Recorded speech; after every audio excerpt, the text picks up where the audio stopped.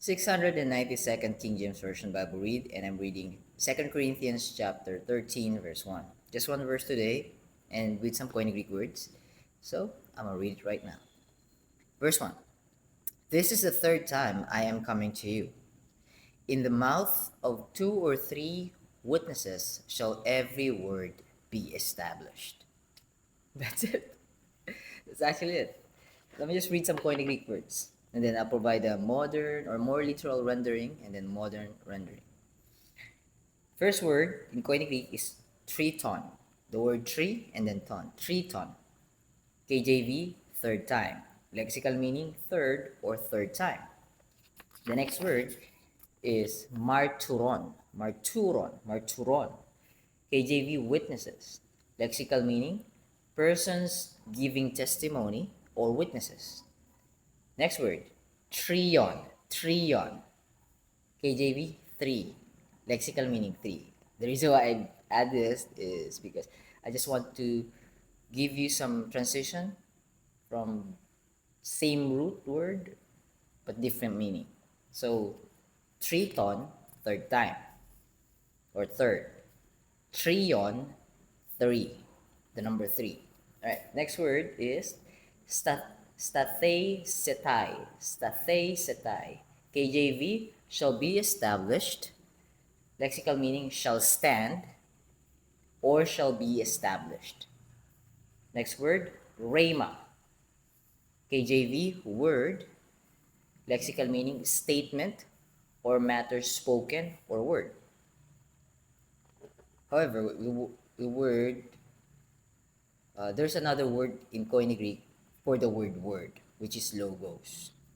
Like in John chapter 1, verse 1, right? In the beginning was the Word, and the Word was with God, and the Word was God. So that's a different topic, but that's a different Koine Greek word with the same meaning, which is word. Here, it is rhema. Could also mean statement or matter spoken. All right, so more literal rendering. But before that, let me just read it back. This is the third time I'm coming to you. In the mouth of two or three witnesses shall every word be established.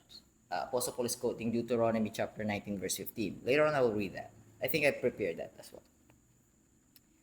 So, more literal rendering coming from the actual Koine Greek word meaning, lexical meaning. For the third time, I am coming to you.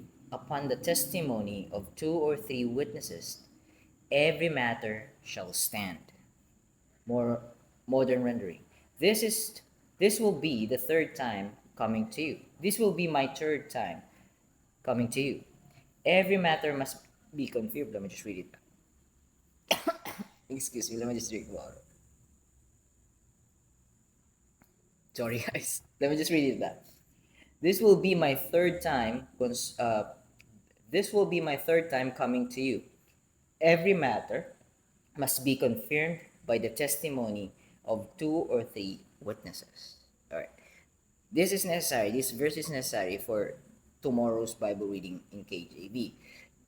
It's like a preparation, and it's also talking about verse 12 or chapter 12, where Apostle Paul is actually. Let me just first off, let me just pull up Deuteronomy chapter 19, verse 15. All right, let me just read it for us. This is the verse that Apostle Paul is quoting of in verse 1 of 2 Corinthians chapter 13. Deuteronomy chapter 19, verse 15. One witness shall not rise up against a man for any iniquity, for any sin, for any lawlessness, or of any sin. In any sin that he sinneth, at the mouth of two at the mouth of two witnesses or at the mouth of three witnesses shall the matter be established, shall the matter be confirmed. So if it's only one witnesses, incorrect grammar. If there's only one witness, the matter shall not stand. It's like it's null or void. However, in the presence of two or three witnesses, the matter shall be confirmed, and the matter shall stand. All right. Now let me just read out some research that I've done earlier according to this verse. So Apostle Paul is approaching the Corinthians for the third time, and his statements carries a serious warning. The Corinthians had previously been dealing with problems, issues, accusations, and also, yeah, accusations regarding Apostle Paul's, or concerning Apostle Paul's apostolic ministry or works or authority. This principle demonstrates something important about God's dealings with his people. Truth does not depend upon human opinion. Matters are to be established according to a trustworthy standard, and God is the one who provide that standard. There's also a strong connection between this verse and the following verses. Apostle Paul is preparing the Corinthians for the possibility that when he comes, he will deal seriously with those who have persisted in sin. So there will be accountability, but there will be restoration.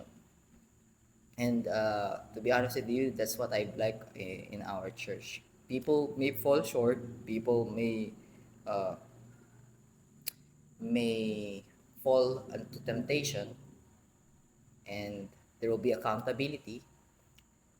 Appointed leaders for a specific ministry, uh, approaching the leaders and confessing what they've done, that they think that it's against the word of God, and they will step down, and there will be restoration. So that's what I like with the church that I'm attending to. There will be restoration as well. Anyways, Apostle Paul is doing the same thing. So let's correct the issue first. Now if you understand the issue, you've understood where you got it wrong, and then you've realized that you need to change your mind, then restoration will start. But we need to address it first. So I'm gonna come to you for the third time, and with 2 or 3 witnesses, let's establish the matter, and let's see what will happen in the next verses. All right, I think that's it for me today. So it's only 7 minutes. Yeah, be seeing you tomorrow. God bless you guys. Keep safe. Bye for now.